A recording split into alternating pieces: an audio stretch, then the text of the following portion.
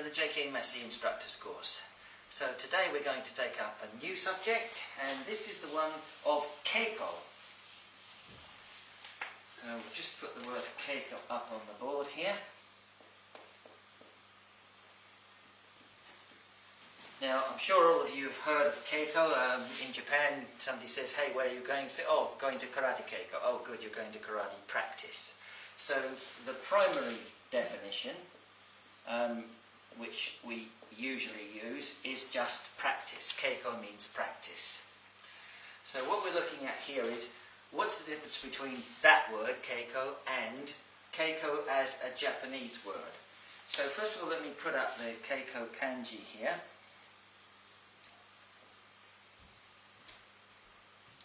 And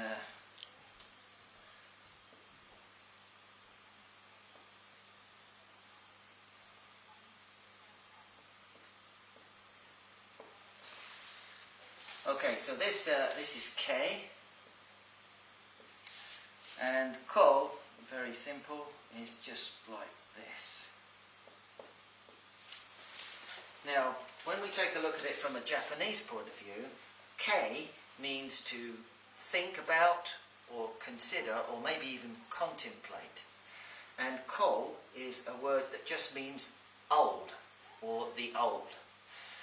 So in this case, Keiko from a Japanese point of view means to contemplate the old or perhaps contemplate the past.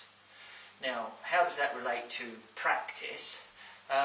Well, we have to go into a little bit of Japanese history and historical ideas of Japanese karate and how our ancestors, Funakoshi, Nakayama and so forth, these senseis have all gone before us. So a little bit like we said before with the definition of sensei, a person who has gone before or is older than us.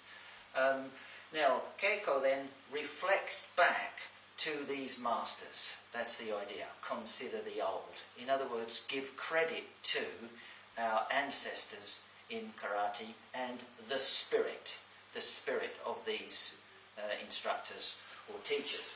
Now, keeping that in mind, we could just go on to another thing here. Just move this down. If you consider that the dojo is usually considered as almost like a sacred place. If in the Western world we'd say it's holy. And it kind of is hallowed ground, it's holy ground. When you walk into the dojo, you've walked into a different spirit. Let's call it spirit. Now, this spirit, we can draw a spirit like this.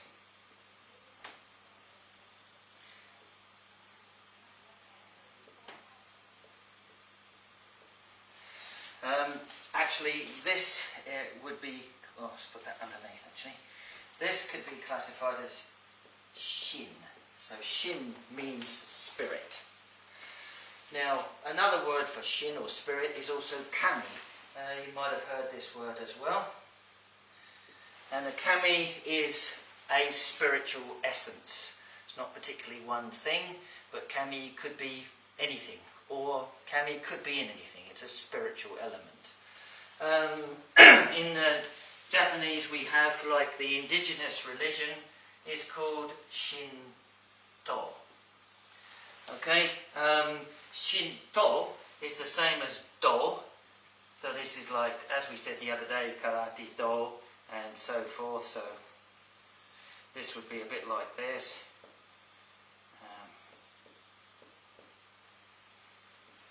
Oops, one more there. Sorry, a bit rushed on that. So that one is Do, or pronounced Shinto. So Shinto really means, we can say kami no michi, it's the way of the gods. Now the idea then is that when we are training, we are still thinking about, well, I wouldn't say it's a religious aspect, but it's a spiritual aspect of the ancestors that have gone before. And when we go into the dojo and we bow to these people in recognition of the work that they've done before. So in Japanese dojo, we have usually what's called a shinza. Now, shin, again, it's the same kanji that I just did there. So we can do that one again very quickly. And so shin, this is shin, and za just means a place or a seat where a kami can reside. Now, in order to give a concept of this, when we go into the dojo in Japan, we normally go, first bow is shinzen nire or shinza nire. In Western dojos, because we don't have, let's call it, we can say shinza, maybe a good definition for that would be an altar.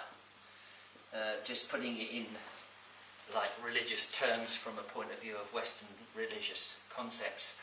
So you might bow to the altar, shinzen nire or shinza nire. So this would be the first concept. This shinza will usually be high up on the wall, in a place where everyone can see it, and that first bow will be shinzen nire to the forefathers, the spirit of the dojo, the kami no michi, the way of the spirits. Now I'd like to just put up a picture, which is a photograph of the shinza in, just get a couple of pins here. So this photograph, oh, I've got a couple up here already. Just put that there, a good measure. And because this is a rather difficult one to see, I'd like to focus in on this photograph. So we take a look at that now. Just pick up a pointer here so you can see it. So this picture that you're now looking at is a photograph of the shinza in the JKA Sohonbu Dojo in Tokyo. It's a photograph I took some time ago. So let's call that exactly the shinza. And what we've got there, first of all, as you might be able to see in the middle here, this round circular object. Now this is actually called shin tai. Tai is body, right? We've had shin tai, shizen tai, we've had lots of words with tai in it before. So what is the shin tai? It is primarily meant to be an object that the shin or the kami, the spiritual entity, can come down to. So this would be the same one as we already did before. This is shin, and tai would just be like body. So that would be like this. So shintai is the body. You can imagine that the spiritual element of the forefathers wanting a place, somewhere to go, in order to be in the dojo so that we can, well, maybe even worship them or revere them or acknowledge them, maybe a better word. We don't really pray to them as such. Now, in order for this to exist, this is probably about right. If you can imagine this being about this big, then this would be the height of the shinza. This here, this shelf, is called a dana, or we can say kami, so we could use this word kami again. Probably should have left that one up there, shouldn't I? So kami dana, and again kami like this, and dana would be like a shelf. If you probably put that like this, and like this. So this is a kamidana. And so, sorry, I think we've left one out there somewhere. Okay, kami, I've missed out one. Sorry, let's do that one again. Forgot this one. Doesn't look right. Okay, now it looks right. And then that's better. Don't forget that. So this kamidana is the shelf on which you could almost say the kami that is kind of living or residing, and we are giving acknowledgement to it. Now, next on this, we can say this whole seat, let's call it a seat, is up here. And you've got here this thick rope here. So anyone who's been to Sohombu will have seen this particular altar many times, I'm sure. So this is called a shime nawa. And the word shime basically means to, I'll put that in just because that's a little bit difficult kanji, so I'm going to just do that one easy in hiragana. And the other one goes a little bit like this, and down like this, and then we've got two little fields. So, and a little bit of a whop on the end. Now, nawa means rope, and the idea of the rope is, as you can see, it's in front of the little ball there, where the kami is presumably sitting, and that's used as a kind of protection to ward off any evil spirits and to make sure that the spirit in the dojo is clean and pure. The last thing you might see is these small little streamers here. These streamers are called, I'll just put that up so we can see them. These are called shi de. And so basically 4 hands. So the idea is that these are handmade little streamers, and they're not really for any other purpose than decoration. You might have seen these little streamers on many different things. If you go into Buddhist temple or something like that, you'll see these hanging down. So they're more of got some kind of spiritual connection to the overall concept of what you're looking at.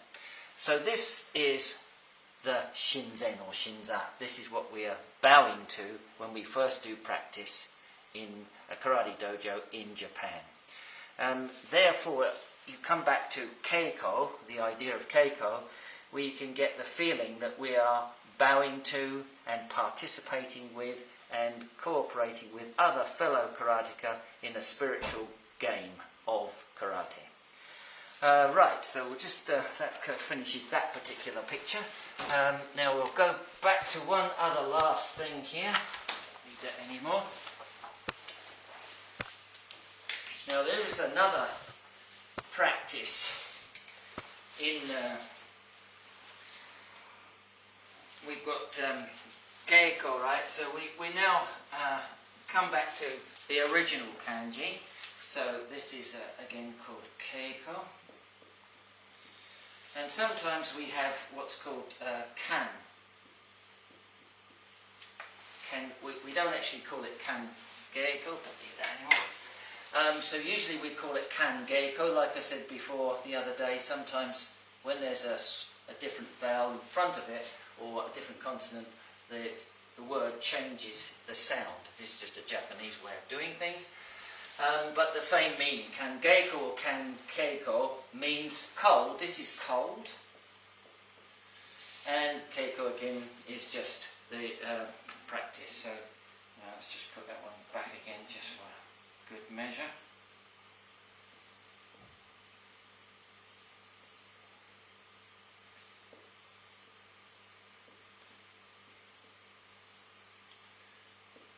So Keiko, and kan is actually meaning cold, so